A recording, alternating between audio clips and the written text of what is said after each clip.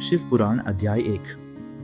इस पवित्र कथा की शुरुआत एक दिव्य सभा से होती है जहां अनेक महान ऋषि और मुनि एकत्र हुए हैं। उनका उद्देश्य केवल एक है, संसार के सबसे बड़े सत्य को जानना।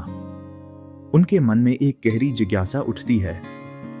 वे जानना चाहते हैं कि इस सृष्टि का वास्तविक आधार क्या है।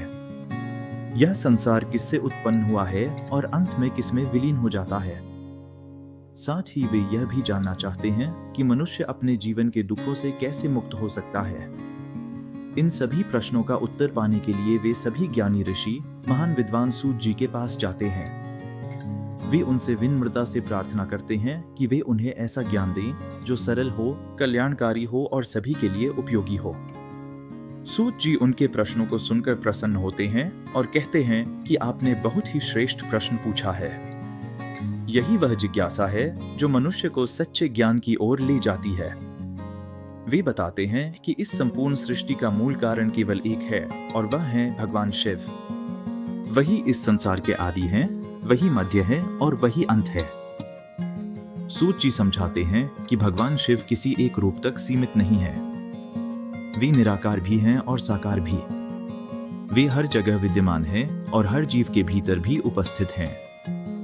वे ही सृष्टि की रचना करते हैं, उसका पालन करते हैं और समय आने पर उसका सहार भी करते हैं। इसलिए उन्हें ही सर्वोच्च शक्ति माना गया है।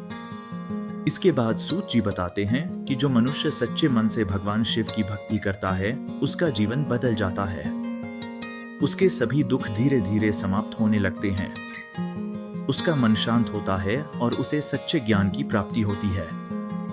ऐसी भक्ति के द्वारा मनुष्य जन्म और मृत्यु के बंधन से भी मुक्त हो सकता है और अंत में मोक्ष प्राप्त कर सकता है। सूत जी आगे कहते हैं कि अब वे भगवान शिव की महिमा, उनकी लीलाओं और उनके दिव्य स्वरूप की कथा विस्तार से सुनाएंगे। यही पवित्र कथा आगे चलकर शिव पुराण के रूप में प्रसिद्ध हुई, जो मनुष्य के जीवन को सही दिशा दिखाती है।